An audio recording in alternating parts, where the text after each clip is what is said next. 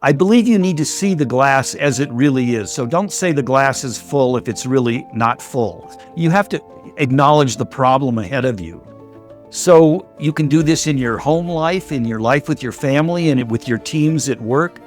Acknowledge the problem that's facing you, the challenge that's ahead of you, whatever it might be, but then spend 3 times more time and energy focused on the solution. Welcome to the Mindset Game podcast. I'm so thrilled to have Rob Dubin here with us. Rob is a seasoned adventurer and resilience expert who has spent decades learning from some of the world's most extraordinary people, from top CEOs to world-class athletes and even U.S. presidents, by working one-on-one with them and making documentary films about their life. Rob turned the insights that he learned from all of these game changers and these awesome conversations into a powerful blueprint for success, applying it to build million-dollar businesses, set aviation records, and even sail around the world. After surviving a near-death wilderness experience, he shifted his focus to researching happiness, visiting over 100 countries to understand the science of human happiness, and how happier employees lead to more engaged workplaces that drive lasting success. And that's what we'll focus on today. I also invite you to check out Rob's TEDx talk. And of course, he has some amazing keynote presentations, workshops. And I met Rob through the speaking industry in the sense that we get to sit side by side at a National Speakers Association event. And Rob, you really touched my heart, and I'm so excited for our listeners to be with you today and to learn from you. Well, thank you for having me, and I certainly enjoyed meeting you. I know it was a memorable evening for both of us, hearing other speakers and sharing some really big ideas, and I love what you share with your listeners on your podcast. So I'm glad to have the opportunity to be part of that. Thank you. Before we get into the whole science of human happiness, I am very curious to hear right now, what is that accident? What happened? Well, my wife and I were on a backcountry ski trip to a cabin deep in the Colorado mountains. And partway there, the weather changed dramatically and it turned into the storm of the century. And it was the worst storm in the last 80 years. It snowed about 10 feet over the next 5 days. And we were unable to find our way to the cabin we were looking for. And the news media was reporting on this massive storm night after night. And when they heard about the lost skiers, the story went viral, and it was front page news, and it was on the news every night. And after 2 days, the sheriff came on TV and said that there was only a 10% chance we could have survived multiple nights in that raging blizzard. And then on day 3, he said it was just too dangerous to keep looking for us, to be sending live rescuers after our dead bodies. And then on the 5th day that we had been missing, my parents heard the sheriff say they were calling off the search for us and they would recover our frozen bodies the following spring. And so the entire country was about to give up hope for us getting out alive, but we actually made contact with the rescue group on the 5th day that we had been out there. And we got out of the wilderness, and we were both healthy, but my wife had severe frostbite on her hands and feet. So they put her in an ambulance to the hospital. And moments later, the very first phone call I received was from the President of the United States, calling to congratulate us on our perseverance and our optimism and our resilience that had allowed us to survive those 5 days out in the blizzard. Well, I'm very grateful you did. And what secrets do you have in terms of transferable, strengths that could help people be resilient in life? Well, it was very interesting. So in the next few days after that, we were on all the nightly news programs and all the network morning shows and on Good Morning America and Fox and CNN. They asked us how we had survived. What had we done to stay alive out there? But on the Today Show, Katie Couric asked me a different question. She asked me, why did we survive? She said, why did you survive when so many others perish after a single night in conditions like that? And I hadn't thought about it until she asked, but when I thought about it, I realized immediately that the reasons we had survived was because we were both optimistic and we were resilient. And those two things are sort of superpowers, not just for surviving in the wilderness, but for all of the challenges we face in our lives. So when the sheriff said we only had a 10% chance of survival, our glass was in effect 10% full. We often hear optimism is where you see the glass is half full instead of half empty. But maybe our glass was only 10% full when the sheriff said we had a 10% survival chance. But that's all that we focused on was the full portion of the glass, the little bit of gear we had with us, the knowledge that we had about being in the outdoors, the little bit of food and water we had left. So we only focused on the positive. And on the fourth morning that we were out there, when the sheriff was saying that they would recover our frozen bodies the following spring, at that exact same moment, my wife and I were actually discussing how we would get one of our film editing projects back on track because we were missing all these days out of the office. So the world was focusing on us being dead, and we were focusing on this completely mundane thing about our business because that's all that we focused on was the optimism. We didn't ever consider any other option other than that we were going to get out and go on with our lives. So I believe optimism is really a superpower, and there's a very simple way to adopt this that every one of your listeners can adopt this in their own lives.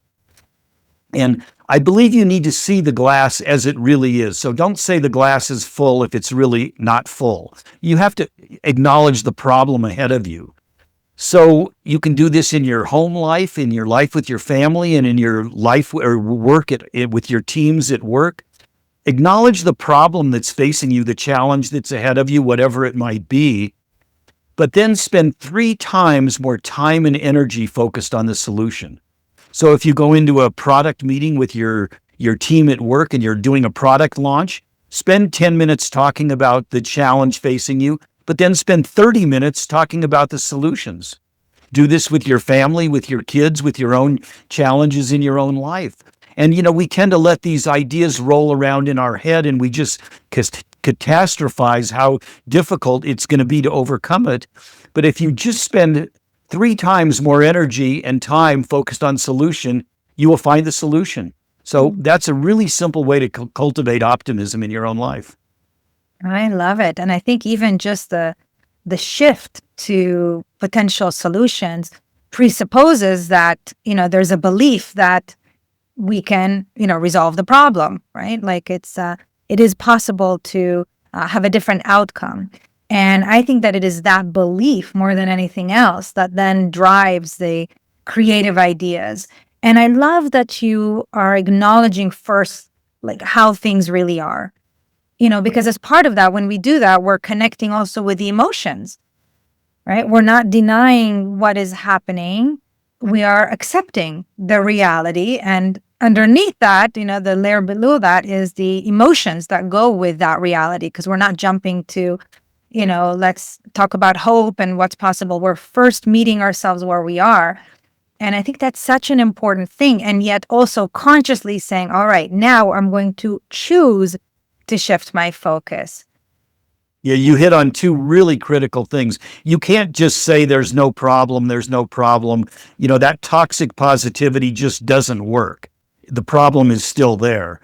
So you're right, you have to acknowledge the problem, but you have to also have that underlying presupposition that a solution is out there. So I think you hit on 2 really critical parts of that process of acknowledging the problem and then realizing there is a solution, and then asking the questions that will drive you towards finding the solution. So I know you know so much research, about the science of happiness. The research I'm most curious about, and I imagine our listeners would be too when we kind of open that door, is what did you learn from visiting 100 countries, connecting with all these different cultures, sailing around the world for 17 years? What did you learn firsthand from observing, being with happy people? Well, the impetus behind that was before my wife and I actually sailed around the world on our own boat. As filmmakers, we were filming the highest end sailing races, the America's Cup, these Grand Prix yacht races where, these billionaires would send their crew to deliver the yacht to where the regatta was going to be. They would fly in their private jet, and then they would go sailboat racing. And so we were with these people in the top 1% of our, financial net worth. And I noticed some of them were happy and some of them weren't happy, and they had every conceivable opportunity to do whatever they wanted with their lives. And some of them weren't happy. And then years later, we were out sailing on our own boat, visiting third world countries, people that lived in grass shacks and didn't have the latest iPhone 16. And even despite not having an iPhone 16, they were happy. And so I was looking at these two vastly different groups of people, and the percentage of people that were happy was not that different between the rich and the poor. So I started trying to understand what things led to human happiness. And then I later studied the science of, it's called positive psychology, what they teach in PhD courses in the science of human happiness. And so I studied both what I saw in the field or in real people's lives and in what the scientists were teaching. And I learned where the matchup was.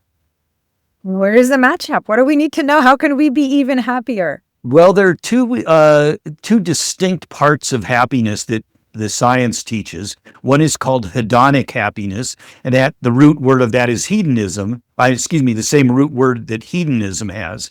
And that's happiness of the moment, happiness that makes us feel good right now, having an ice cream cone, eating a good meal, having sex, buying a new car, all the things that give us joy in the moment, but it doesn't last. And then the other type of happiness is something that Aristotle talked about called eudaimonic happiness. And we might use the word fulfillment for that. It's something that fulfills us on a deeper level. And I found a lot of people that lived in these third world countries did a lot more of the things that fulfilled them on a deeper level, maybe because they couldn't afford the bottle of wine or the new iPhone or whatever the thing was that was going to give them the momentary hit of joyful happiness.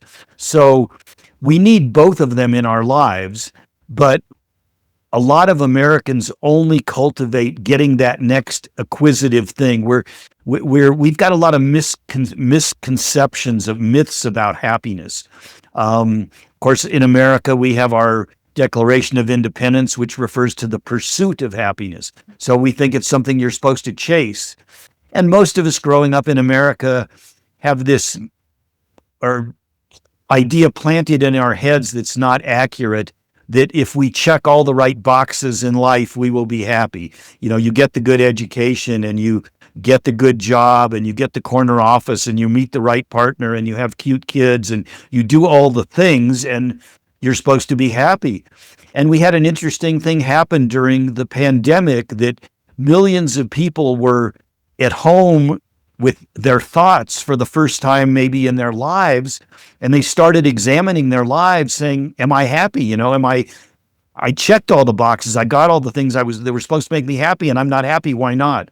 So we had this big realization for a lot of people during the pandemic and since, that they weren't happy. And that's, I'm sure, why your podcast is popular, because people are searching now for more happiness and fulfillment in their life. Thank you for helping us to understand the distinction. And really what we're going for is that lasting happiness or fulfillment. And yet, when we are in a state of distress, this is where some of the resilience stuff comes in the sense that when we're out of balance in our life, it's almost more challenging in the moment to think of the longer term, kind of more sustainable happiness, that deeper joy, because we're like addicted to the very thing that's going to help us feel better.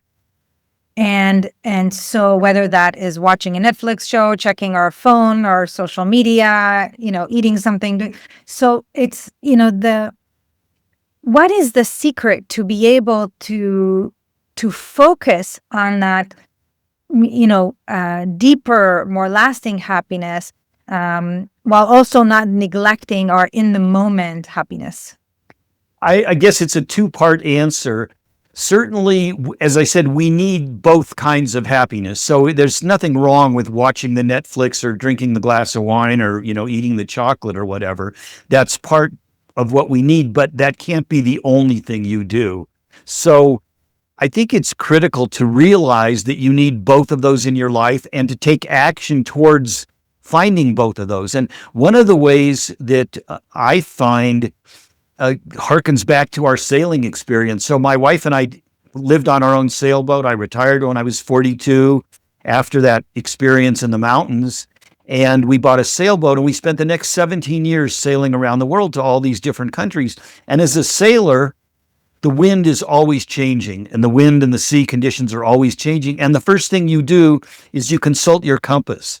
And I believe we all have our compass and it's our purpose in life. And if you don't know your purpose, you should spend some time figuring out what it is. And one of the things that can help is the Japanese have a concept called ikigai, and it is figuring out your purpose, which is a kind of a Venn diagram of a number of different things. It's something that you are good at or willing to spend time to get good at, something that you love to do. When you do it, time just passes by. You're not aware of the time flying and you're in the flow of the moment when you do it. Something that the world needs and the world will pay you to do. And if you can combine all of those things and find your purpose, then when you're in that difficult moment, you might watch the Netflix documentary or eat the chocolate for a few minutes to get kind of a base level, get away from your pain. But then you need to consult your compass and say, what could I be doing right now that's in line with my purpose that will bring me fulfillment? And then if you go do that thing, you'll start getting that eudaimonic happiness that we all need. And I know there's a lot of research around the connection between human connection and like almost altruism, like doing good, doing positive, making a positive impact, and that eudaimonic happiness. Can you share with us some of that, what you've learned from your own experiences and what you've learned through the many trainings that you've studied? Certainly. Well, I'll give you a little bit of an analogy. When we went out sailing, our sailing, those 17 years, kind of had three distinct phases. And the first phase is what I call the don't die phase. And that's where we had to learn how to be on the boat and not hit a reef and not be in a bad storm that we were going to lose our boat or our lives in. And that just took maybe the first couple of years, but we were totally inwardly focused. It was all about us, all about figuring it out for ourselves, what to do, how to do it. And we just focused on ourselves. And then for the next 3 or 4 or 5 years was kind of what I call a mutual benefit phase. We were sailing to all these these other countries, and we always carried books for the kids in these third world countries. And we used to carry sewing supplies and things like that for the women. And the men, I would carry tools and batteries and things that they wanted. And we would hand out those things or give them or trade them. But those people also invited us into their lives. And so we were it was mutual benefit. We learned from them, they learned from us, and it was really wonderful.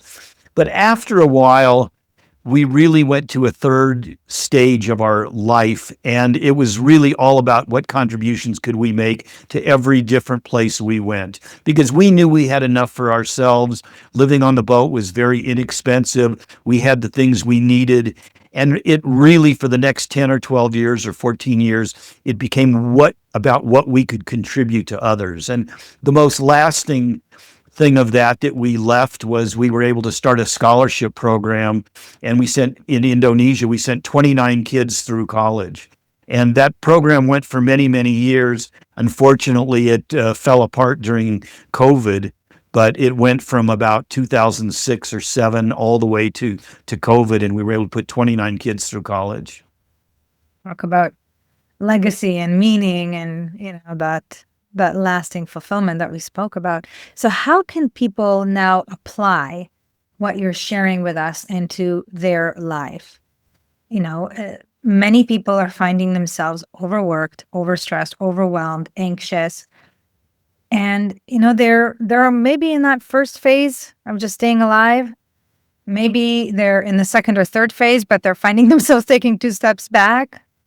What's advice do you have? Well, a lot of what allowed us to do what we did was to learn it was also what happened on the boat. Just as learning to trust your compass first and take stock of where you need to, what direction am I going to go that's going to fulfill me. So that was the first thing that we adapted from sailing back to our lives. The next thing was sailing, you're moving along at about 4 miles an hour, 5 miles an hour. So if you've ever flown across the Atlantic or the Pacific at 400 miles an hour, it still is a long time. And at 4 miles an hour, it's really a long time. And when there's two of you on a sailboat, one of you sleeps while the other one runs the boat. And so you're there by yourself. It is literally like meditating for 12 hours a day when you're on watch and you're just there by yourself with no TV and other distractions. And so if anybody has meditated, they know what the value of that is. But imagine the value of essentially meditating 12 hours a day. And one of the things that it does is it brings you completely into the present moment. And so when I am here with you now, I have no idea if there's anything else on my calendar for later today or yesterday or tomorrow or next week. I am totally present right now in this moment. And when you do that day after day for 17 years on your boat, there is no other way to live. So that's what we brought back with us, is how to be completely present. And that is the long answer to your question. What can people do? They need to experience the present moment, because happiness is an emotion that only exists in the present. I can't store up extra happiness now and use it tomorrow. And so if you go out to dinner with your friends, put your damn phone away and be with these friends that are special people in your life. Don't think about what you have to do next or what you have to do yesterday or what you did yesterday that's causing a problem for tomorrow. Be present. So that's a big part of it, is cultivate the ability to be totally present in the moments of your life that count. And then start cultivating more of those moments. So I talked about, if you're to find your purpose, do something that you're good at where time just flies by when you do it. So I love to ski. I was skiing yesterday. And so when I'm skiing, I'm totally in the flow, in the zone of the moment. Sailing is another thing that does that for you. Whatever you love to do, maybe it's knitting, maybe it's reading a book, but whatever you do where time evaporates and you get in the flow, do more of that stuff so that you will be present and you can experience those moments that count for you. So share with us some of the stories that you heard or things that you've learned from some extraordinarily successful people that, can benefit us. Well, I'll share two different stories. The first is a friend of mine who was the CEO of Avis, and he engineered the largest employee buyout of any company that had ever happened up until that time, 20,000 employees of Avis, and he had to convince them that it was in their best interest to use their employee pension plan to buy the company. And he did that. And when I sailed with him, everything he talked about was about other people. He was a total servant leader. So his boat had been built in Thailand, this magnificent boat. It was like 3 or 4 years or 5 years of construction. He had dreamt about it for years before that. And I asked him, what was it like on the day that that boat was launched and you first saw it go out and put into the water? And he said, you should have seen the look on the faces of the Thai workers that they could built this amazing boat. So it's one of the biggest moments of his life, like having a child or something, and he's focused on the workers that built the boat instead of how it felt for him. And he obviously did the same thing in his professional career with Avis, and that's why those employees trusted him, because he had been a servant leader all along. So serving others is definitely a way to more happiness for yourself, and that's critical. And then another story I'd love to share. I know you and I are both big Tony Robbins fans. I've known Tony since I think about 1990, and I've spoken on stage with him. I got to visit him at his home in Fiji and speak there as well. And one of the things I learned from Tony probably 35 years ago, I use multiple times a day in my life now. And he teaches asking morning questions or evening questions or problem-solving questions. And our brains, when our brain is going 100 miles an hour or when it's stopped, actually the process of thinking is the process of asking questions. And Tony is all about asking better questions. So one of the problem solving things that Tony teaches, that I teach in part of my leadership programs, along with the servant leadership of the man I just mentioned, I teach the problem solving that I learned from Tony. And this has to do with resilience. When you run into a problem and you try something and it doesn't work, ask yourself better questions. Ask yourself a different way of asking that question about how you can solve the problem that's ahead of you, how you can solve the problem in a way that you're going to enjoy solving it and that you're going to get the result you want. And then try that. And if it doesn't work, take a step back and ask a different question in a different way. So asking questions, and really unique questions, is a game changer for problem solving. And it's also a game changer in another way. So many of us can't find happiness tomorrow because of a problem we had yesterday. So we all have some kind of story in our life about something that didn't work out. You failed third grade, your mom was mean to you, your teacher didn't like you, some terrible thing happened, and we use that thing that happened years ago for a reason why we can't try something new or succeed tomorrow. And we all do this all of our lives. And when we sold our 2,800 square foot home and moved onto our 300 square foot sailboat, we had to get rid of a lot of stuff because you can't fit very much stuff in a little tiny sailboat. So we could only take things with us on our boat that were going to help us sail better and live better in our new life on the boat. And so we had to get rid of all of our other stuff. And that's a perfect analogy for all of us because we're all carrying baggage with us that's not going to help us get to who we want to become tomorrow. We're all carrying this baggage with us that ties us down. So as you can see, if you're watching it on YouTube, I'm completely bald. And I actually started going bald when I was a little kid. So all through my business career, I wore a hairpiece because I thought it made me more approachable in business. And this was a long time ago, before being bald was cool, before Bruce Willis and all the basketball players started doing it.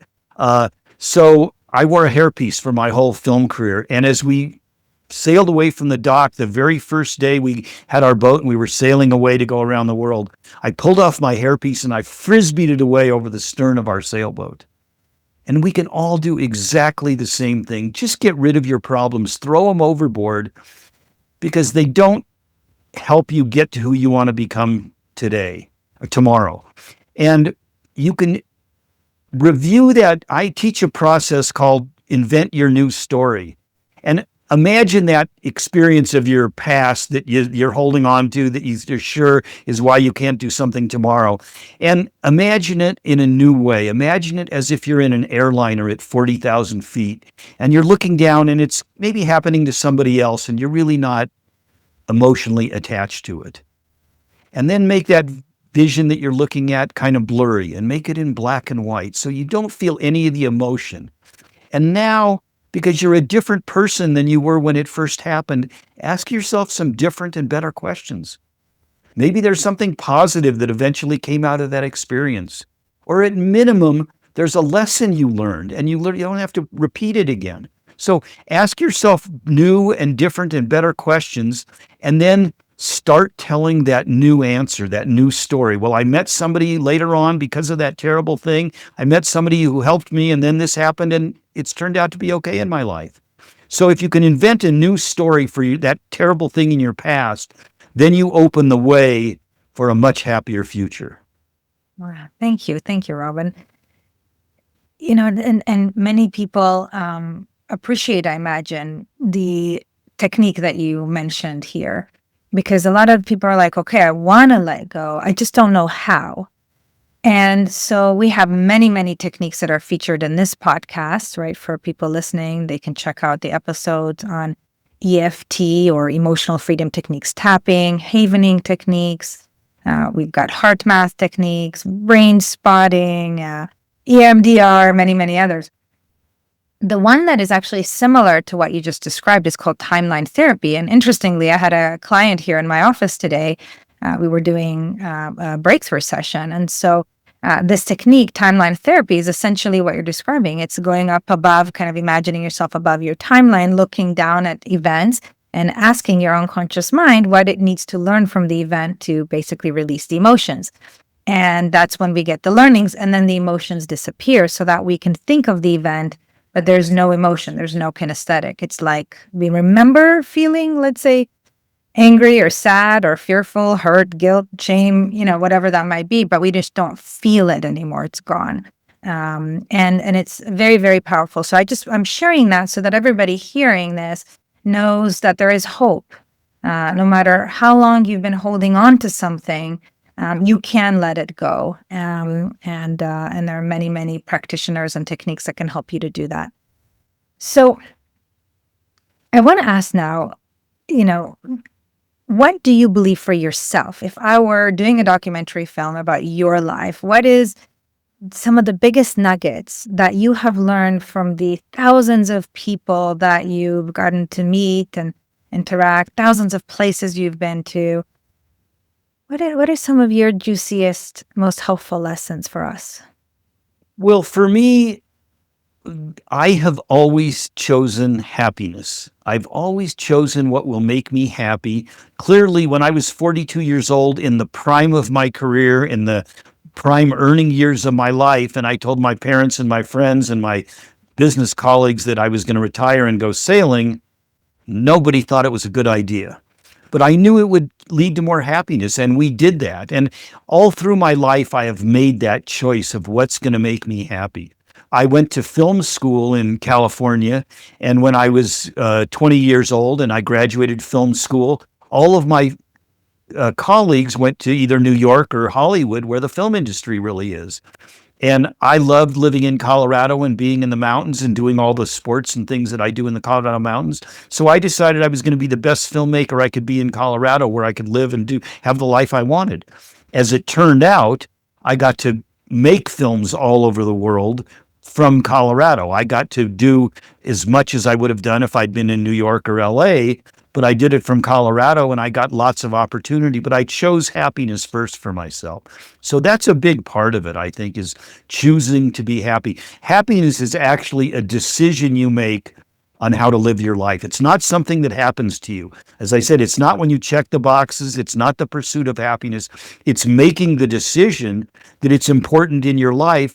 And then, just like anything else in your life, think of anything that you're good at. Maybe you play a musical instrument, or you're a good tennis player, or some sport you do, or cooking, or whatever it is you do, or your job itself.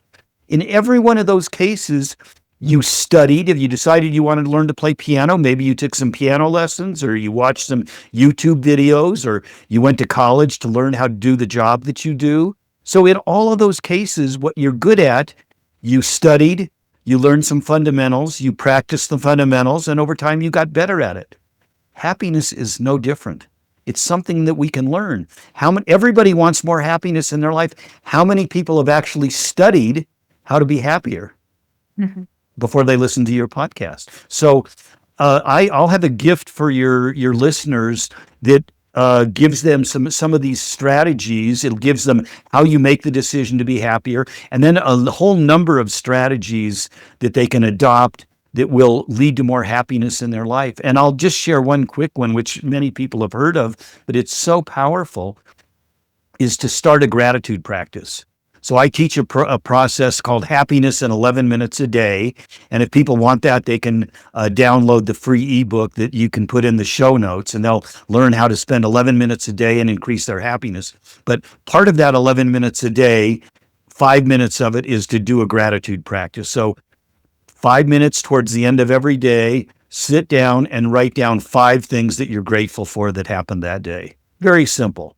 Takes 5 minutes. Just get in touch with why those things make you feel happy. And it can be simple things. Maybe you got a parking spot near the front door somewhere, or your favorite song came on the radio while you were on your commute home. Your kid did something great at school that day, or little things or big things. But write down 5 things and spend 5 minutes getting in touch with the feelings of those things. And there's a whole lot of science behind this, the happiness chemicals that get released in your brain when you do this. And the scientists say if you do this for 2.5 months, they say 66 days it takes us to make a habit. So if you do this every day for 2.5 months, after that, it'll be like brushing your teeth. You just do it, and it will add immense happiness to your life just with this little 5 minute a day tip. Thank you. Thank you for that reminder. It's something that many of us have heard before and many people don't do on a consistent basis. So thank you for that. And so how can we learn more about you and access these beautiful gifts? Well, people can go to my website, which is just my name, robdubin.com, to read more about what I teach and the keynote speeches I give and that sort of thing. And I'll have to give you a link that you can put in the show notes where they can download this ebook. It's about maybe a dozen pages, but it has some of the techniques we talked about today, the inventing your new story, or as you explained it, the timeline. It has the 11 minutes a day practice and a number of things like that. So they'll be able to download that, and hopefully it will convince them to focus more on their own happiness. And if they do focus on it and decide to have more of it in their life and do some of the things I talk about, they will have more happiness in their life, without a doubt. Thank you. Thank you, Evan. As you said, it starts with a decision and a commitment, right? To feel happier, to feel better. And we all deserve that. So thank you for your time today. This was such a delight. Have fun helicopter skiing. I know that's where you're headed after our conversation. Stay safe. And keep doing what you're doing. Thank you. Thank you so much for having me. It was a pleasure. Hey, Game Changers. I hope you loved this episode with Rob. I have to say, I have so much respect for people who are able to follow their heart. I mean, he and his wife basically said goodbye to their life as they knew it and got on a boat and sailed around the world for so many years, got to have so many experiences, and I just really respect and honor that courage. If you want to learn even more about living your best life, following your heart, and about the science of happiness, I invite you to check out episode 153 with Dr. Ron Siegel. That's a great one as well. So all my love. Thanks for tuning in.